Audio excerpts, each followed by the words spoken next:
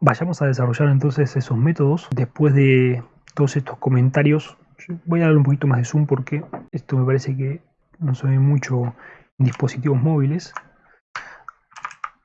Yo creo que ahí está bien, perfecto. Voy a colocar acá arriba métodos abstractos, ¿sí?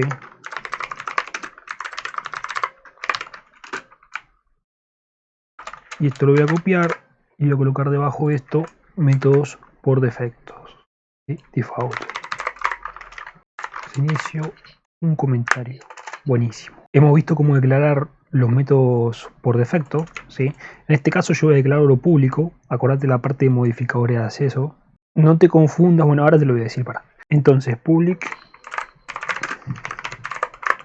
default, ¿sí? Y podríamos este método, bueno, trabajarlo como lista de procesadores. Estaría bueno esto. Pero va a ser sobrecargado. Acordate de las primeras clases que nosotros vimos, sobrecarga de constructores. En este caso va a ser sobrecarga de métodos. Y sobrecarga de métodos.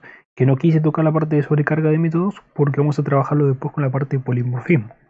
En la parte de polimorfismo existe justamente ese tipo de sobrecarga de métodos y cómo nosotros implementamos esa sobrecarga de métodos en las diferentes clases. Pero bueno, vamos a verlo eso después. Simplemente te digo que la sobrecarga de métodos es cuando nosotros implementamos mismos nombres de los métodos y cambiamos, por ejemplo, los parámetros de entrada de los métodos. En este caso, el método va a ser por defecto y va a devolver, en vez que sea un ArrayList, podríamos cambiarlo a list. ¿Qué te parece? ¿Sí? En vez que sea un ArrayList, un list. Simplemente eso. Esto hay que importarlo, control space, dejaba útil, como siempre.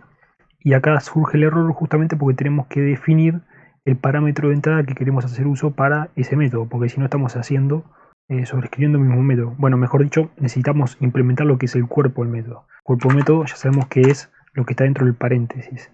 Pero claro, para parámetro de entrada lo que le podríamos pasar, a mí se me estaba ocurriendo, es un string que por ejemplo recibe una fecha, ¿sí?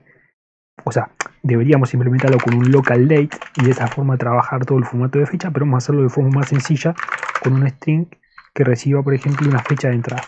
Y en base a esa fecha de entrada va a devolver o no va a devolver, por ejemplo, la lista de procesadores.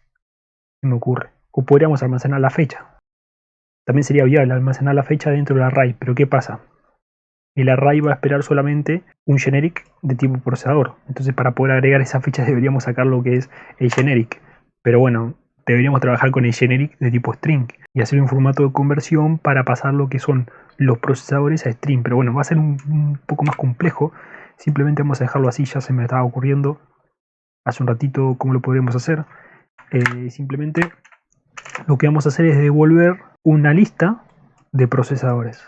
Entonces para eso, como siempre, el método return, new, en este caso ArrayList.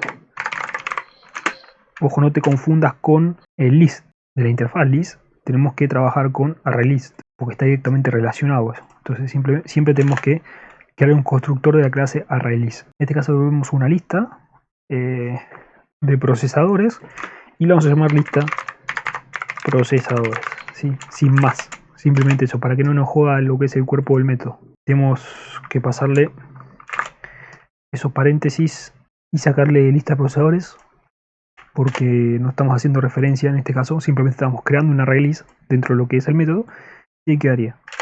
Creo que no surgiría ningún error. Bien, este sería el primer método que se me ocurrió.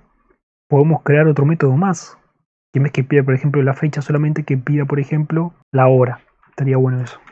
Va a ser exactamente lo mismo, simplemente lo que queremos hacer es implementar el método por defecto, ¿sí? Ver cómo funciona el método por defecto. Bueno, en este caso fecha, string hora, string hora, y devuelve una lista, ¿sí? De procesadores. Bien, podríamos seguir desarrollando métodos, pero me parece que no tendría mucho sentido, ya que con esos dos métodos podemos ver el funcionamiento de los métodos por defecto.